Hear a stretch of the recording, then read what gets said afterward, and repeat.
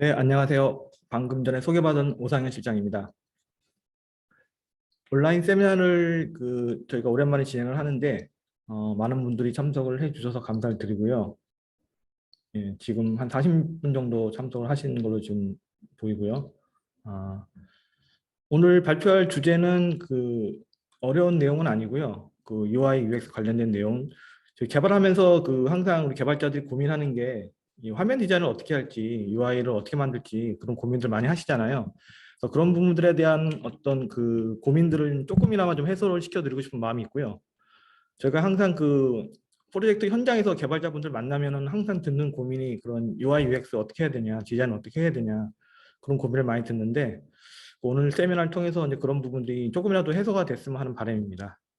그리고 방금 김나래 과장님께 소개시켜 주셨는데 저희 네이버에서 파이몬키 카페를 운영하고 있는데 이곳에서도 지금 파이몬키 관련된 내용들도 많이 정보가 올라와 있으니까요. 참조를 해주시고 이거 화면에 클릭은 안 되겠죠. 저희가 자료를 보내드리면은 그때 이제 자료 보시고 링크를 타고 들어가셔서 한번 내용을 보시면 좋을 것 같습니다.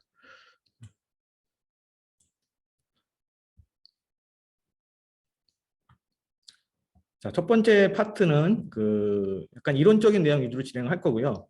UI, UX를 개발하기 위해서 우리가 어떤 내용들을 알고 있어야 되는지 개발자 입장인 거죠. 개발자 입장에서 어떤 내용들을 위주로 이 개발에 UI, UX 디자인을 도입을 할 건지 그런 팁들 위주로 알려드릴 예정이고요. 파트 2에서는 데모 위주로 진행이 될 겁니다. 데모 위주로 파트 1에서 설명드린 내용 전부를 다 데모로 보여드릴 수 없지만은 부분적인 부분들 어떻게 그런 부분들이 반영이 되는지 데모를 보여드리고 힌트를 드리려고 해요. 그래서 그 힌트를 가지시고 실제 개발할 때 적용하시면은 도움이 될 만한 내용들을 위주로 데모를 진행하고 할 예정입니다. 예. 그리고 중간에 퀴즈가 있습니다. 퀴즈를 맞추셔서 선물도 좀 받아가시고 예, 그런 시간을 가지셨으면 좋겠습니다.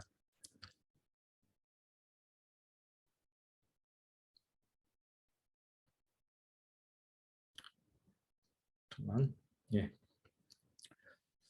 자, 첫 번째 소개시켜드릴 내용은 디자인 가이드라는 내용인데요. 사실 오늘 세미나에 들어가 있는 내용들은 이 보여드리는 링크 안에 다 있다고 보시면 됩니다.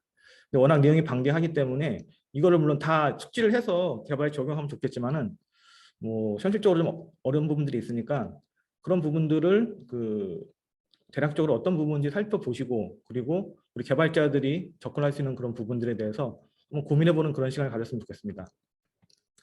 개발을 하면서 개발자들이 제일 막연하게 생각하는 게 바로 UI, UX 디자인이죠. 그래서 그런 부분들을 어떻게 적용할 것인지.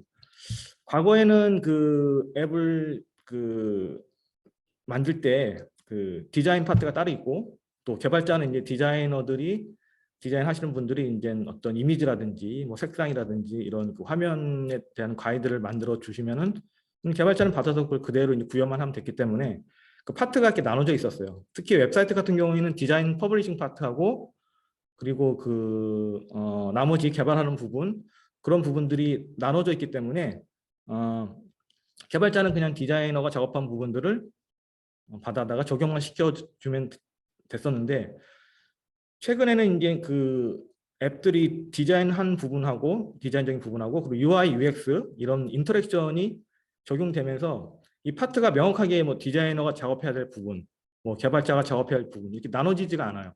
그러다 보니까 개발자들도 이 디자인하고 UI, UX에 대한 내용을 알아야 되고 마찬가지로 디자이너들도 개발에 대한 부분을 알아야지만이 좋은 앱을 만들 수가 있겠죠. 그런 식으로 접근을 해야 되기 때문에 어떤 식으로 UI, UX 가이드가 만들어지고 그런 부분들을 가지고서 우리가 어떻게 적용하는지 그런 부분들을 한번 생각해 볼 필요가 있을 것 같아요. 그리고 또 이제 현재 추세가 윈도우 10, 11 나오면서 이 UI를 보면은 윈도우 같은 경우에도 데스크탑이죠. 데스크탑 같은 경우에도 모바일의 어떤 디자인 트렌드를 따라가는 경향이 있어요. 실질적으로 어떤 이 하드웨어 디바이스 장치가 모바일이냐 뭐 데스크탑이냐 이런 경계가 애매모호해지기 때문에 이런 UI의 어떤 트렌드도 두 개가 이렇게 합쳐지는 그런 형태로 가는 것 같아요. 그래서 여기 보시면 이제 그 안드로이드 앱, 그다음 iOS 애플 쪽이죠. 윈도우 이렇게 디자인 가이드가 있는데 이 내용들을 막상 열어보면은 거의 다 비슷비슷해요. 하나 열어볼까요? 네. 이걸 하고. 네. 첫 번째가 이제 그 안드로이드에서 나온 디자인 개념인데 그 구글 같은 경우에는 이제 그 머티리얼 디자인 개념을 도입을 했어요. 이 머티리얼은 말 그대로 어떤 사물. 그래서 그 앱을 사용자들이 작동을 시킬 때 그 단편적인 그냥 소프트웨어를 작동하는 거지만은 그 실질적으로는 그 앱 안에 어떤 그 물체가 들어있는 그런 사물이 들어있는 그런 느낌으로 UI를 그 사용한다는 그런 느낌을 주기 위해서 그 머티리얼 디자인 개념을 도입을 했어요.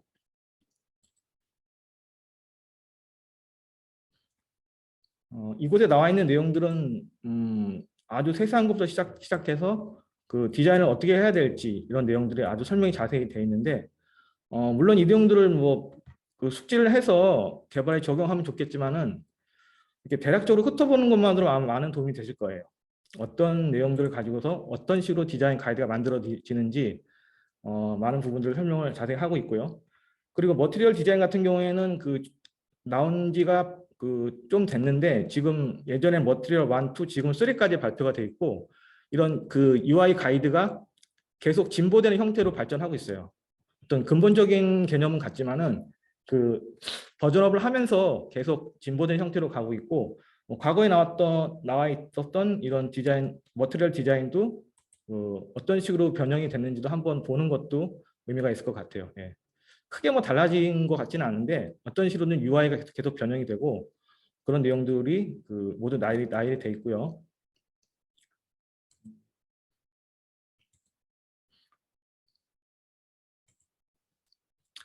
그리고 그 애플 같은 경우에는 그 휴먼 인터페이스 가이드라는 해서 HIG라는 개념을 도입을 해서 이 HIG가 뭐냐면은 휴먼 인터페이스 가이드. 즉 다시 말씀드려서 이 디바이스, 스마트폰이죠. 스마트폰이라든지 뭐 아이패드 같은 디바이스, 이런 디바이스 혹은 이런 뭐 맥 같은 데스크탑 이런 장비들하고 그 장비를 사용하는 사람 간의 어떤 인터페이스 그런 유기적인 관점에서 접근을 했고요. 어떤 식으로 구현해야 되는지에 대한 상세한 부분들까지 다 언급이 돼 있어요. 언급이 돼 있는데 서두에도 말씀드렸지만은 들어가서 보면은 뭐 크게 다르지 않습니다. 그 다른 안드로이드 쪽과 크게 다르지 않고 과거에는 이제 처음에 스마트폰이 처음 나왔을 때만 해도 그 앱의 디자인만 딱 보면은 이게 안드로이드인지 아니면 뭐 아이폰인지 쉽게 구별이 갔는데 지금은 이 앱만 놓고 봐서는 그 뭐 구별하기가 어렵죠. 그만큼 어떤 디자인이 어떤 개념이 비슷해지고 있는 것 같고요. 그리고 그 앱을 만들어서 이제 서비스를 하고 배포하는 개발사 입장에서 봤을 때는 그 멀티 플랫폼을 개발을 했을 때 즉 안드로이드용하고 아이폰용을 이렇게 같이 개발해야 되고 했을 경우에 예전에는 디자인을 각각 다르게 했었는데 지금 같은 경우에는 최근에는 그 그냥 하나의 디자인으로 만들어서 그 디자인을 별도로 하지 않고 플랫폼별로 하나의 디자인을 만들어서 통합된 형태로 만들어가는 게 그런 특징을 가지고 있어요. 그래서 그 안드로이드 스마트폰 같은 경우는 이제 백 버튼이 있기 때문에 그 백 버튼을 활용하기 때문에 이제 뒤로 가기 버튼이 이제 좌측 상단에 이제 노출이 안 되는데 아이폰 같은 경우는 백 버튼이 없어서 이제 항상 메뉴에 보면 좌측 상단에 이제 뒤로 가기 버튼이 있잖아요.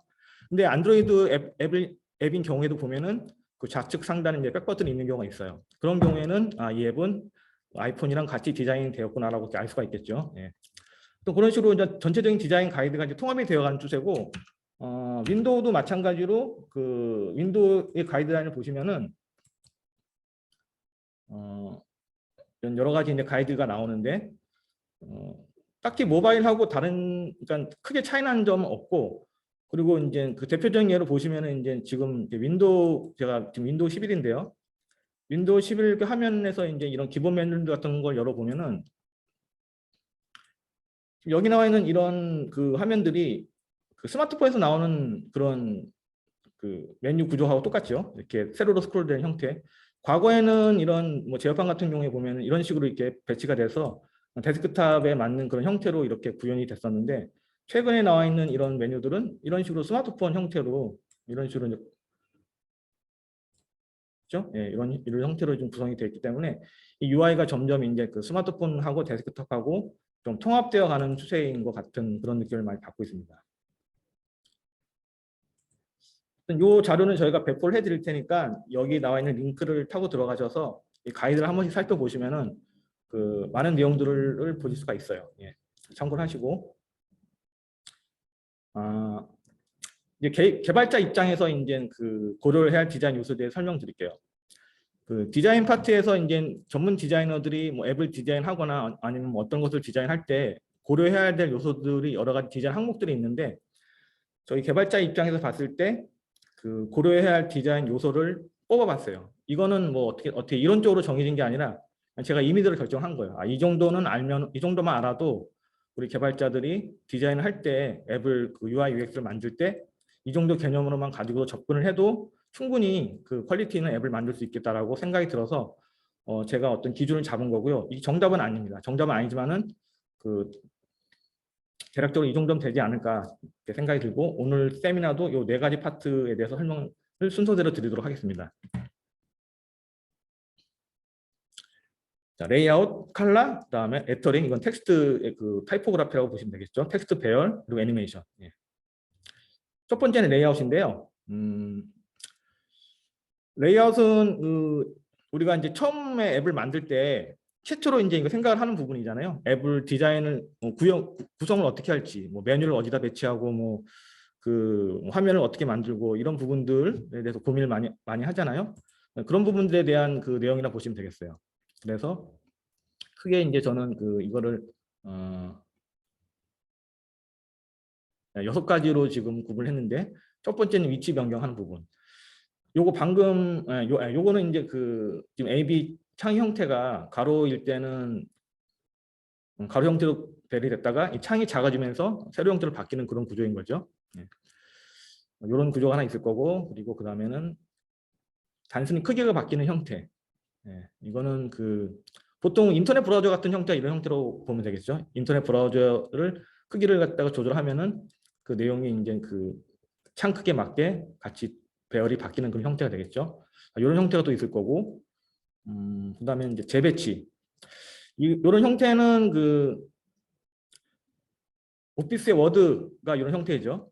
워드를 그 모니터가 작을 때는 그냥 한 페이지만 놓고 작업을 하다가 최근에 이제 큰 화면을 놓고 작업을 하다 보면은 그 한 페이지가 아닌 그 2페이지 혹은 뭐 3페이지, 4페이지 이렇게 띄워놓고 작업할 경우도 있기 때문에 그런 경우를 고려해서 이 창의 형태가 그러니까 크기에 따라서 이 페이지 단위로 바뀌는 그런 형태로 구현을 할 수가 있겠죠.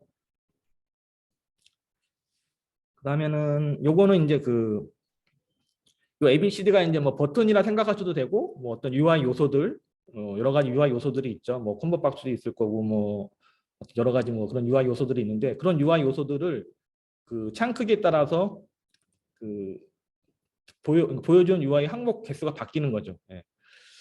이런 화면을 구성할 때는 이제 당연히 그 앞에 ABCD로 표현되는 요 항목들이 자주 사용하는 아주 빈번하게 사용하는 그런 항목들이 우선 앞에 나와야 할 것이고 그리고 창이 줄어들었을 때 점점점으로 표현이 되면은 이제 점점점의 역할이 뭐 2가지가 있을 것 같은데 첫 번째는 이제 점점점을 누르면은 아니 점점점을 단순히 봄으로 인해서 이게 뒤에 뭔가 더 있구나라는 그런 그 일종의 뭐 신호 같은 거고요. 그리고 점점을 실제로 눌렀을 때 그때 사라졌던 추가적인 UI 요소들이 나타나는 그런 형태로도 표현이 가능하겠죠. 그리고 또 하나는 바꾸기라고 이름을 줬는데 이거는 이제 그 창의 사이즈가 바뀌면서 창이 커졌을 때는 이제 그 UI 항목하고 요 하얀 바탕은 컨텐츠라고 보면 되겠죠.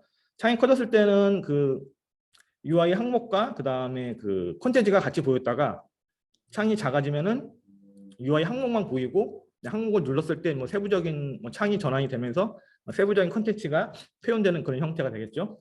이런 식으로 아마 구성이 될 것 같고요. 그리고 요거는 이제 아예 다르게 그리는 거죠. 그러니까 창의 크기가 바뀌면은 아예 새롭게 이제 디자인해서 표현하는 그런 형태가 되겠죠. 뭐 어떤 형태가 됐든지 그 앱의 특성에 맞게 이런 레이아웃을 어떻게 설계해야 될지를 먼저 생각을 하고 그리고 거기에 맞게 이제 구현을 하는 거죠. 이 부분은 디자인적인 내용보다는 어떤 그 앱의 컨텐츠를 갖다 표현해 줄 때 어떤 식으로 이제 효율적으로 표현해 주냐라는 그런 부분들에 대해서 조금 더 이제 관점을 두고 생각해야 되는 부분인 것 같아요. 요게 방금 전에 보여드렸던 그 여기 그렇죠? 요거랑 비슷하죠? 이렇게 이런 식으로 바뀌죠? 이게 바뀌니까 메뉴만 보이고 내용은 안 보이고 이런 형태로. 그 윈도우 시스템 같은 경우는 이제 윈도우에 들어있는 이런 그 기본 그 앱들의 UI 구성을 잘 살펴보시면은 윈도우가 추구하는 어떤 UI 형태를 읽으실 수 있어요.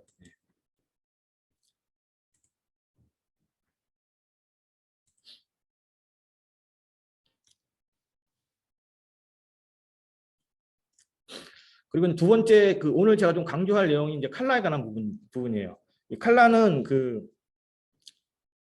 어떻게 보면은 이제 디자이너 관점에서 본다면은 그 칼라를 표현하는 게 어떤 칼라를 사용할지를 그 결정하는 게 되게 어려운 문제 중에 하나예요. 그래서 이 칼라를 어떻게 써야 할지 되게 고민을 많이 하는데 개발자가 어떤 칼라를 써야 할지를 딱 정해서 쓸 수는 없을 텐데 그렇다면 이제 우리가 어떤 도움을 받아야 될 것이고 그 여기 이제 오른쪽에 나온 이 엔젤 휴대폰이 눈에 크게 띄실 텐데 이걸 제가 왜 올려놨는지 아시겠죠? 이런 디자인이 돼서는 안 된다는 거죠. 이런 칼라가 돼서는. 그러니까 색상을 어떻게 쓰느냐에 따라서 그 앱이 퀄리티가 굉장히 올라갈 수가 있고 또 색상을 잘못 사용하면은 굉장히 이렇게 좀 싸 보이죠. 어떤 이런 식의 디자인이 나올 수도 있는 거죠. 이거 실제 전화번호 아닙니다. 가짜입니다. 다. 그래서 이 컬러를 어떻게 결정하냐에 따라서 그 앱의 퀄리티가 바뀌기 때문에 자, 여기 영상을 보시면은 이제 이게 어떤 내용이냐면은 자, 컬러를 이제 그 정해서 딱 사용을 하라는 그 내용이죠. 보통의 경우에는 이제 색상 여기 컬러 딤 크리에이션이라 그래가지고 색상 주제라고 표현을 해요. 그러니까 어떤 색상 패턴을 해야 되는지를 갖다 결정해야 되는데 일단 메인 컬러를 하나 정하면 됩니다. 메인 컬러는 뭐 어떤 컬러가 되든 상관이 없겠죠.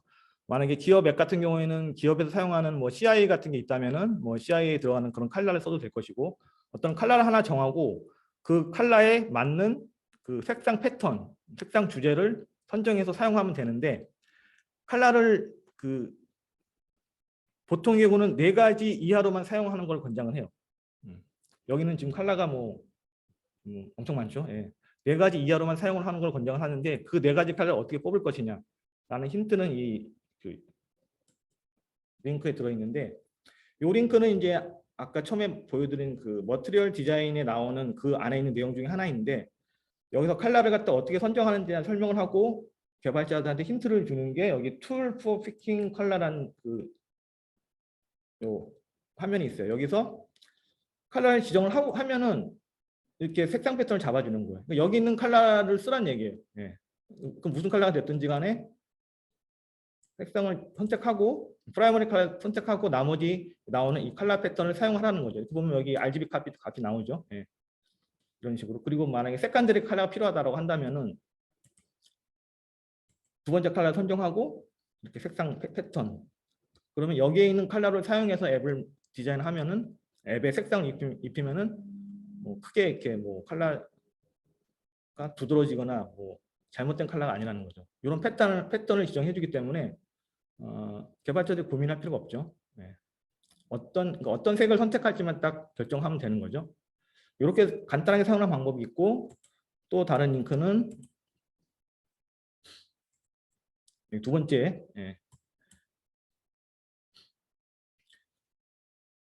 이거 그냥 무료 사이트 그러니까 그냥 무료 사이트인데 뭐 광고 같은 거에서 뜹니다 이렇게 마찬가지 방법으로 그 이메일 컬러를 선정을 해요. 선정을 하면 이렇게 색상 패턴이 나오고 여기 이그젬플이 있어요. 이그젬플 눌러보면은 이제 실제로 적용된 예를 보여줘 이렇게. 그러면 텍스트는 이 색을 쓰고 뭐 배경은 어떤 색을 쓰고 이런 컬러 패턴을 보여주고 예, 이렇게 바꿔가면서 보여주죠. 예, 이런 식으로 보여주는 게 있고, 예, 그렇죠. 예, 이런 식으로 컬러를 지정을 하게 하면 나머지 패턴을 보여주기 때문에 여기는 컬러를 갖다 뽑아 쓰면 돼요. 이렇게 누르면 여기 컬러 값이 나오니까 얘를 갖다 복사해서 쓰면 되겠죠. 아이디 값을. 예. 이렇게 해서 이 사이트도 이용하시면 좋을 것 같고요. 그리고 예, 어쨌든 그렇게 해서 컬러를 얼마만큼 잘 하느냐에 따라서 그 앱의 퀄리티가 바뀌기 때문에 델파이에서 제가 하나 보여드릴게요. 델파이. 예전에 제가 데모 프로토타입으로 작업했던 건데 네.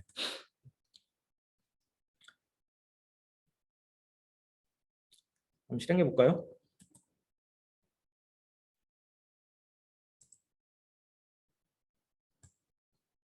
이렇게 컬러를 그 프라이머리 컬러하고 그다음에 세컨더리 컬러 지정했고 배경색이라든지 그다음에 뭐 이런 것들 색상 지정했어요. 이 컬러 어디서 많이 보던 컬러죠?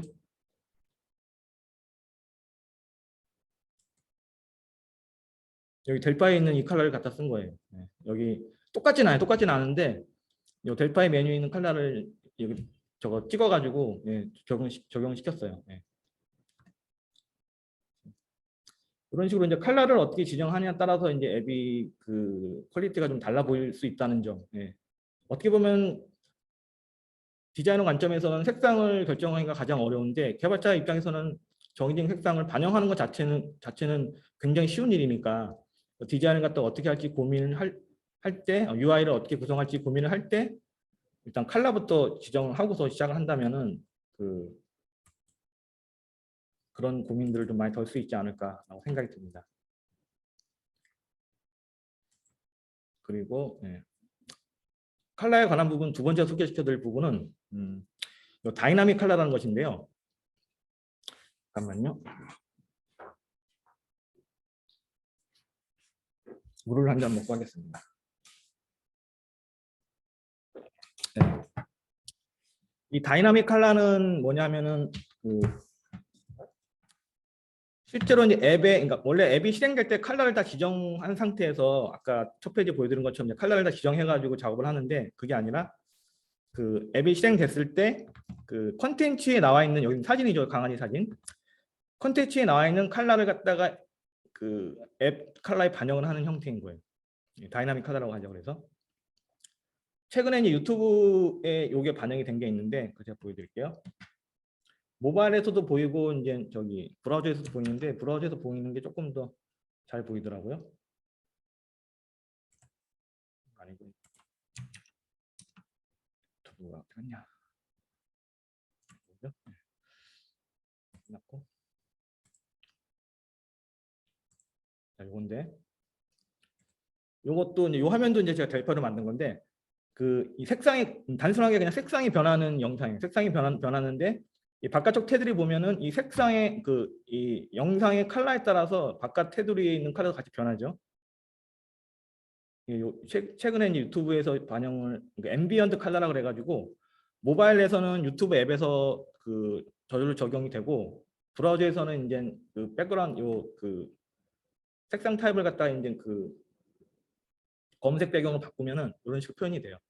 그래서 그 브라우저 자체적으로 이제 그 이 컬러는 컨텐츠죠. 이 컨텐츠의 컬러를 읽어서 지금 배경이 바뀌죠. 예, 이렇게 이게 다이나믹 컬러예요. 최근에 도입된 그런 새로운 개념인 것 같아요. 이런 것도 있다는 거. 그리고 이제 폰으로도 제가 하나 보여드릴 게 있는데 좀 재밌는 게 좀 많이 있더라고요.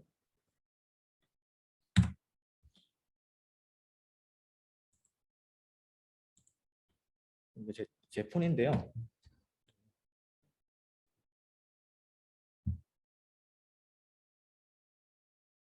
네, 반응이 느려.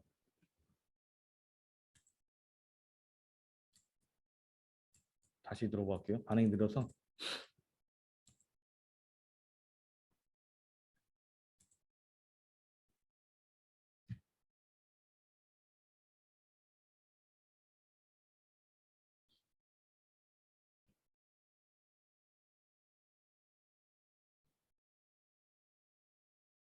아까는 잘 됐는데 나왔다. 네, 지금 요 시계 색상을 보시면은 그 배경화면이 바뀌고 그 배경화면에 따라서 요 시계 색깔이 텍스트 색깔이 바뀌죠. 뭐 계속 지금 비슷한 색이 나오고 있는데 하여튼 그런 개념이에요. 예, 바뀌면 빨리빨리 안 바뀌는 화면이 이렇게 그 텍스트가 이 배경화면 색깔을 읽어서 이건 두 가지 효과가 있는 게 그 배경화면이 바뀌는데 매번 색상이 바뀌는데 이 시계 색깔이 고정이 되면은 그 시계 색깔하고 이 배경화면 색깔하고 비슷해지게 되면은 읽기가 어렵잖아요. 그런 효과도 있는 거고 그리고 어떤 색상 패턴을 따라가는 거죠. 얘도 그 배경화면의 색상 패턴에 따라서 그 시계 색깔도 같이 바뀌어주는 그런 개념인 거죠. 이것도 역시 다이나믹 컬러라고 보면 되겠죠. 이렇게 이제 컨텐츠의 컬러에 따라서 그 앱에 있는 요소들의 컬러도 같이 바뀌는 그런 형태가 되는 거죠. 거기는 다이나믹 컬러의 개념이고요. 그리고 이제 세 번째로 볼 부분이 그 레터링, 텍스트. 예. 실질적으로 이제 텍스트가 그 결국은 앱에서 보여주는 최종적인 정보를 담고 있는 거기 때문에 그 제일 중요한 게 가독성이죠. 근데 가독성을 또 너무 중요시하다 보면은 디자인이 떨어질 수 있죠. 아까 뭐였었죠? 네, 엔젤 휴대폰. 근데 딱히 그렇다고 해서 가독성이 좋은 것도 아닌 것 같아요. 네, 이게 두 개가 같이 맞물려 있으면서도 뭔가 약간 대비되는 그런 느낌인 것 같은데 가독성이 굉장히 좋은 것 같으면서도 또 안 그런 것 같아요. 이게 디자인이 잘못되어 있으니까. 그 두 가지를 다 고려를 해서 해야 되는데 뭐 어려운 거 없는 것 같아요. 일단은 색깔을 최소화한다. 아까 그 컬러 패턴을 그 컬러 패턴을 보여주는 그 사이트 보면은 텍스트 색깔 아예 지정을 해주죠. 그리고 그 텍스트 색깔은 어쨌든 두 가지 이상 사용 안 하는 걸로 가능한. 예. 그리고 이제 용도가 있겠죠. 어떤 메뉴가 있을 것이고, 뭐 그 설명이 있을 것이고, 뭐 어떤 여러 가지 그 용도가 있을 텐데 버튼에 들어간 텍스트가 있을 것이고, 그런 식으로 이제 그 들어가는 내용에 따라서 폰트를 단일화시키는 거죠. 통일성 가져가야지 그 앱을 사용하는 사람들 헷갈리지가 않겠죠. 그런 내용들이고. 뭐 혹시 안 들리시는 분 계신가요? 좀 채팅으로 들리냐고 올라오는 게 있는데. 예. 마이크가 좀 되게 좋은 건데. 예. 그리고 이제 그 폰트 크기를 또 일정하게 해야 되겠죠. 어쨌든 통일성을 갖고 가는 게 제일 좋은 것 같아요. 그 내용이 핵심이고요. 그러니까 색상 사용을 최소화하고 통일성을 가져가라는 게 일단 핵심인 것 같아요. 그리고 샘플을 이제 갖고 봤는데 어떤 게 제일 디자인이 좋아 보이세요? 특별한 디자인이 없고 여기는 단순히 진짜 말 그대로 텍스트만으로 디자인을 한 거죠. 여기 배너 광고가 들어가긴 했지만은 뭐 이 배너 광고는 어쩔 수 없는 거라 치고 얘를 무시를 하고 봤을 때도 단순히 텍스트만으로 디자인을 한 거죠. 제 기준으로 봤을 때 그 디자인이 좋은 순서대로 나열을 한 거거든요. 근데 뭐 디자인은 어떤 보는 분에 따라서 달라 보일 수도 있지만은 아까 말씀드린 이런 가독성과 디자인 기본 원칙을 적용했을 때 거기에 가장 맞는 게 맨 왼쪽에 있는 것 같고 두 번째, 세 번째는 이제 기업은행 앱인데 이게 예전에는 되게 기업은행 앱이 디자인이 좋았었는데 최근에 와서 약간 좀 맛이 가더라고요. 예. 뭐 이런 식으로 막 좀 난잡하게 돼 있고 예. 사용하기도 더 불편해졌어요. 그래서 예. 아무튼 예. 그런 식으로 이제 그 텍스트만으로도 레터링이죠. 레터링만으로도 그 앱의 디자인을 갖다가 잘 만들 수 있다라는 내용을 설명드리고 싶은 거고요. 그리고 이제 마지막으로 애니메이션에 관한 부분 설명드릴게요.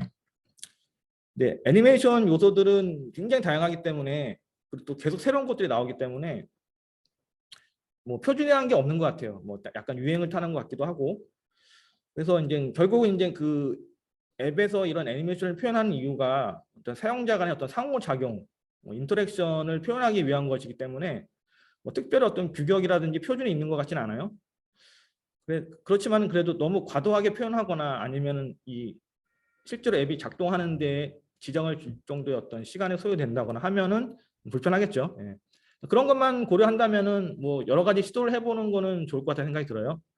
지금 요거는 아까 처음에 설명드렸던 머티리얼 디자인 그런 개념인 것 같죠. 이렇게 뭐 물체가 낙하할 때 가속도가 붙을 테니까 또 그런 개념으로 생각을 해서 이런 식으로 단순하게 스크롤 되는 게 아니라 스크롤 됐을 때 어떤 가속을 좀 주는 그런 실질적으로 그 나타나는 물리적 변화를 표현한 것 같고요.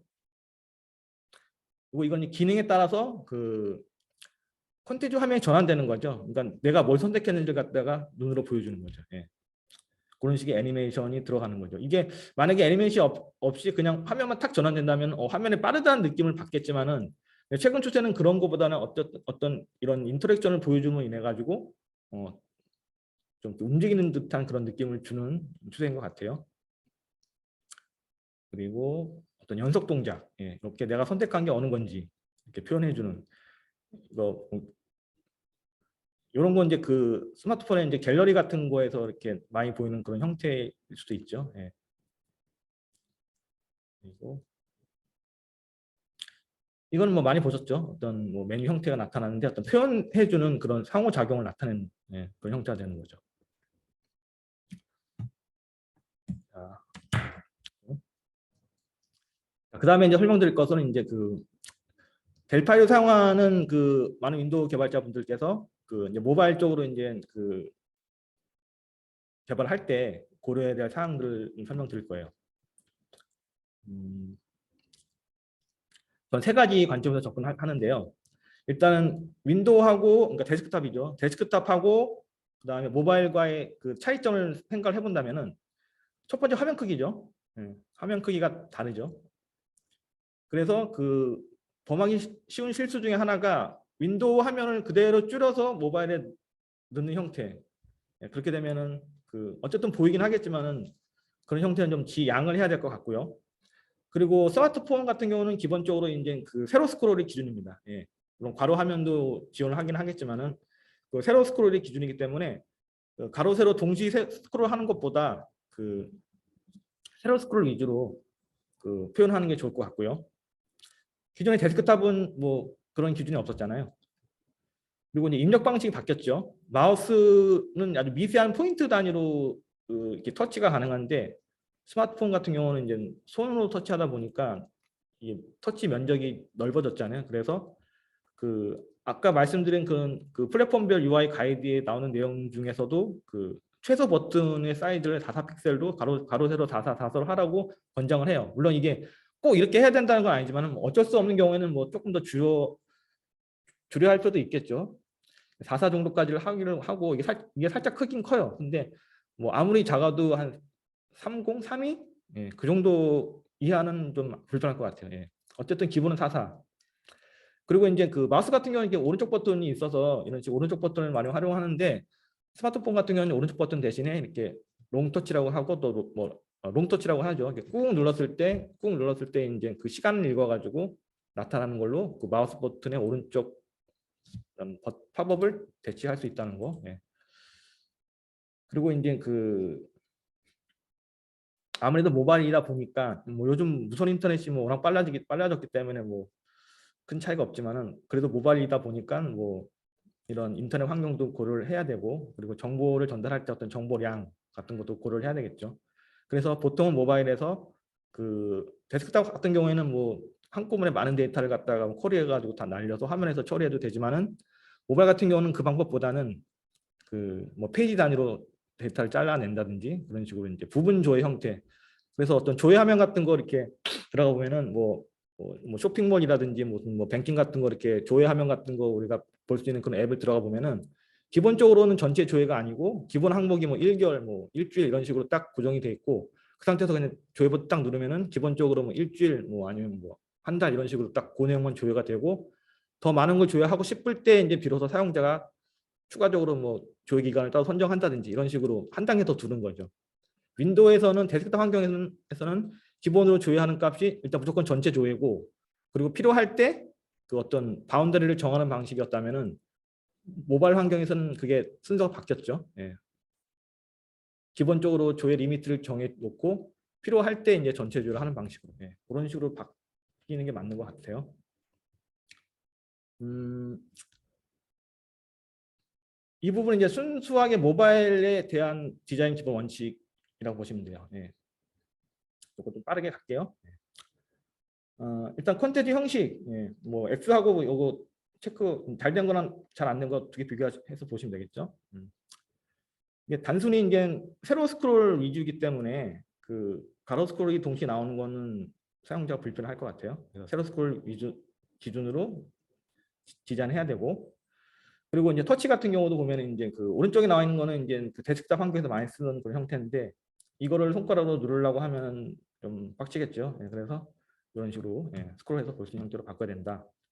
뭐 칼렌더뿐만 아니라 다른 요소들도 고려를 해야 되겠죠. 그리고 버튼 크기, 그리고 간격, 섀도우 사이즈. 뭐 당연한 얘기죠. 텍스트 크기. 굳이 뭐 모바일에 이제 그 두 손가락으로 확대하는 기능을 사용자가 뭐 일부러 쓰게 할 필요는 없죠. 그냥 딱 봤을 때 딱 보이게 하고 필요할 때만 이제 확대해서 볼 수 있게. 11포인트 절대값은 아니죠. 대략 이 정도 해라는 내용인 거고요. 뭐 이건 당연한 얘기고. 간격도 마찬가지로. 화면이 작다고 해서 이거를 작은 화면에다가 굳이 많은 걸 보여주려고 애쓰지 말고 그냥 보기 편하게. 그리고 해상도도 보면 이제 요즘 스마트폰의 해상도가 그 우리가 사무실에서 사용하는 이 모니터보다도 해상도가 훨씬 더 좋잖아요. 헤르츠만 놓고 따진다면. 그러면 굳이 그 저해상도의 이미지를 띄울 필요가 없죠. 고해상도 뭐 2배나 3배 정도 되는. 그리고 이거는 뭐 왜곡 시키지 말고. 정렬. 뭐 보시면 아실만한 내용들이죠. 그래서 모바일에서 디자인할 때 고려해야 될 점 설명드렸고요. 저는 일단 1분 여기까지고요. 그리고 이제 그 잠시 휴식 시간 갖기 전에 저희 영업 담당하시는 그 손보라 과장께서 그 공지사항 전달하고, 그리고 잠깐 질문을 하나 올라온 거 제가 답변 드리면은 고해상도 이미지를 띄우면 전선 속대 문제가 되지 않을까? 그 정도는 괜찮습니다. 고해상도 그건 뭐 이게 동영상도 막 실시간으로 막 보는 그런 환경이기 때문에 이미지 뭐 고해상도 띄웠다 그래가지고 뭐, 그리고 만약에 썸네일을 또 이용하는 경우도 있을 수 있겠죠. 썸네일을 이용하는 경우도 있을 수 있고, 이렇게 뭐 물론 이미지 용량에 따라서 뭐 문제가 될 수 있겠지만은 그 고해상도라고 해서 그 이미지 사이즈가 무조건 큰 건 아니에요. 그 JPG 같은 경우는 보면은 그 압축률을 높이면은 그 해상도는 살아 있더라도 이미지 사이즈는 굉장히 많이 줄 수가 있고요. 그리고 이제 제가 데모할 때 조금 보여드릴 게 있는데, 그 SVG 이미지 같은 걸 사용하면은 그 벡터의 이미지이기 때문에 그 용량 작고 또 해상도는 높은 이미지를 사용할 수가 있어요. 아주 문제가 없다고는 볼 수 없겠지만은 그래도 그 이렇게 심각한 크리티컬한 문제는 아닌 것 같아요. 알겠습니다. 그리고 전달.